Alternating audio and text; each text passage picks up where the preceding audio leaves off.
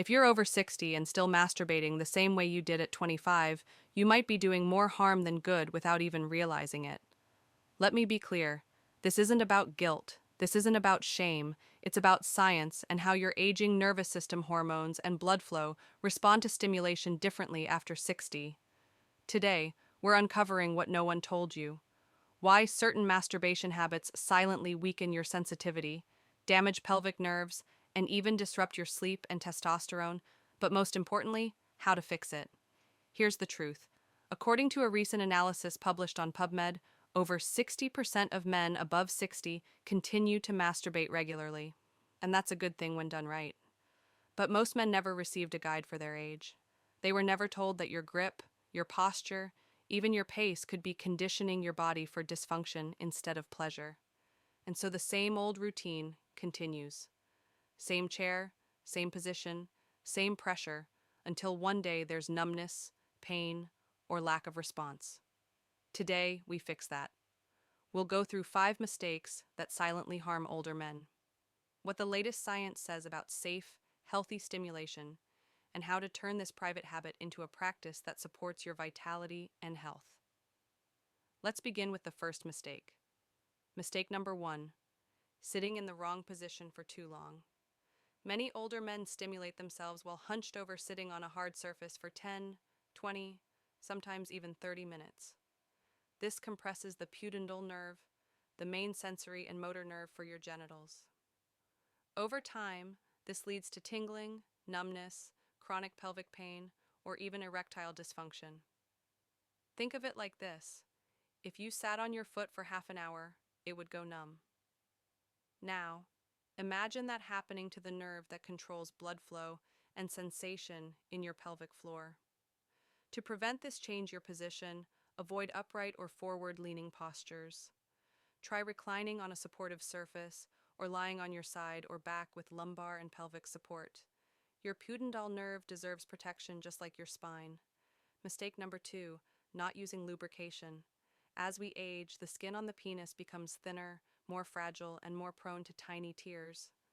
Many men continue stimulating dry, using nothing to reduce friction. And over time, that causes microtrauma, irritation, redness, even loss of sensitivity. What's worse, some men confuse this damage with aging when it's actually preventable. So, use a water-based or silicone-based lubricant. Avoid heavily scented or colored products. Go simple. Even pharmacy brands like KY or Astroglide work well. Lubrication is not a luxury at your age, it's protection. Mistake number 3, repeating the exact same technique for decades. This one's common and often unnoticed. When you use the same hand pressure, rhythm, and speed for years, your nervous system adapts. Your brain starts linking arousal and climax to one very narrow set of conditions. That's called stimulation dependency, and it can lead to serious issues: trouble climaxing with a partner, lack of response to real-life touch, reduced satisfaction and sensitivity. To reverse this, change your technique. Switch hands. Vary your grip. Try different speeds. Pause in between. Breathe. Engage more muscles. Think of it like musical training. Don't just play one note. Train your brain for flexibility, not rigidity. Mistake number 4, masturbating with no awareness of energy patterns. Some men feel relaxed and sleepy after climax. Others feel foggy, tense, or even more irritable, but few actually pay attention to the difference or adjust accordingly. This matters because as we age, our neurotransmitters change. If you climax too frequently without adequate rest or nutrition, you may notice lower motivation, brain fog, mood swings, even insomnia. A 2020 study in neurobiology journals showed that older men who climaxed without proper recovery had greater drops in dopamine, which directly impacts energy and drive. So, what should you do? Start monitoring. Notice how you feel afterward, not just physically, but mentally and emotionally. If you feel energized and calm, great. If not, reduce the frequency or adjust your stimulation style. There's no perfect number. Harvard's well-known guideline of 21 times per month is based on prostate cancer reduction, not quality of life. What matters is how your body responds. Mistake number 5, using masturbation as escape, not self-awareness. Let's be honest, many men turn to masturbation out of boredom, stress, or loneliness. And while that's understandable, it often becomes a form of avoidance rather than connection. When masturbation is rushed, mechanical, or done with guilt, it loses its benefits and becomes disconnected from awareness. So instead, make it intentional. Use each session as a quiet moment to check in with your body. Observe any changes in erection strength, unusual pain, tension, or lumps, changes in ejaculation volume or delay, emotional state. Do you feel present or just escaping? This simple practice can help detect early signs of hormone imbalance, circulation issues, or even prostate concerns.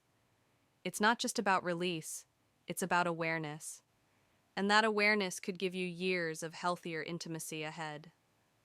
Now that we've addressed the most common mistakes, let's talk about the other side of the coin. The benefits of mindful masturbation when done right. For decades, masturbation was wrapped in shame and secrecy, but the science now tells a different story, especially for older men. Let's start with prostate health. In 2016, Harvard's T.H. Chan School of Public Health published one of the largest studies ever on male sexual behavior. Over 30,000 men were followed for 18 years. The finding men who ejaculated at least 21 times per month had a 33% lower risk of developing prostate cancer than those who ejaculated less than 7 times. Why? Because ejaculation flushes out inflammatory agents and waste materials that can build up in the prostate. It's like running clean water through an old pipe. It helps prevent clogging and damage. Ejaculation also encourages circulation in the pelvic region, reducing the risk of stagnation and cellular stress in the prostate gland. And that's just one part of the story. Let's talk about hormone regulation. Every time you climax, your body undergoes a series of hormonal shifts. Cortisol drops, your main stress hormone. Dopamine rises, your pleasure and motivation chemical. Oxytocin is released, the bonding hormone. Prolactin increases, signals your body to rest. And testosterone may briefly surge in some men. This hormonal cocktail has real effects. Lower cortisol means better blood pressure, less fatigue, and less belly fat. Higher oxytocin improves sleep, emotional resilience, and even immune function. The Mayo Clinic has reported that orgasm boosts immunoglobulin, one of the body's key immune defenses, and, according to research from the Netherlands Institute for Neuroscience, climax significantly elevates serotonin levels, which improves mood stability and sleep. So yes, done mindfully, masturbation can reduce inflammation, enhance immune defense, improve sleep quality, support hormonal balance, boost circulation to the penis and prostate. Now let's talk about something less discussed but just as critical, pelvic floor strength. During orgasm, your pelvic floor muscles contract rhythmically. These muscles form the foundation of your sexual and urinary function. Strong pelvic muscles improve erection rigidity, help with bladder control, prevent ejaculatory delay or weakness. But here's the catch. If you're not reaching full climax or only using shallow stimulation, these muscles may atrophy over time. Think of mindful masturbation as a low-impact pelvic workout. No gym required. It engages the same muscle groups involved in prostate support, bladder control, and erectile function. Now, what about sleep? You've probably felt it. That heavy-eyed calm that hits after climax. That's not your imagination. That's biology. When you orgasm, your brain releases prolactin, a hormone that signals your body it's time to rest. Combine that with reduced cortisol and elevated oxytocin, and you get the perfect neurochemical environment for deep restorative sleep. Several studies in older adults have shown that orgasm can reduce sleep latency, meaning you fall asleep faster and increase time spent in deep sleep stages. At a time when sleep problems are increasingly common, this natural pathway to better rest matters. Let's take a step back. The benefits of mindful age-adapted masturbation are real, but there's one uncomfortable truth we need to face. Very few men are doing it right, and not because they're doing anything wrong, but because they were never taught how to adapt. What worked at 25 simply doesn't work the same at 65. So, how do we adapt? How do we upgrade this quiet habit into a real health practice? Let's walk through 5 essential adjustments every man over 60 should consider. Number 1, change your position. Protect your pudendal nerve. Avoid sitting on hard chairs or leaning forward. Try reclining lying on your side or using soft cushioning under your hips. If you wouldn't sit like that for 30 minutes reading a book, don't do it during self-stimulation. Number 2, use lubricant every time. As skin thins with age, friction becomes more damaging. Lubrication reduces mechanical stress, prevents irritation, and helps preserve long-term sensitivity. Even if you've never used it before, now is the time to start. Number 3, vary your technique. Stimulate different areas, switch hands, change your rhythm, challenge your brain to respond to more than one type of input. This keeps your nervous system responsive and your experience more satisfying. Number 4, track your energy. How do you feel afterward? Energized, relaxed, tired, foggy?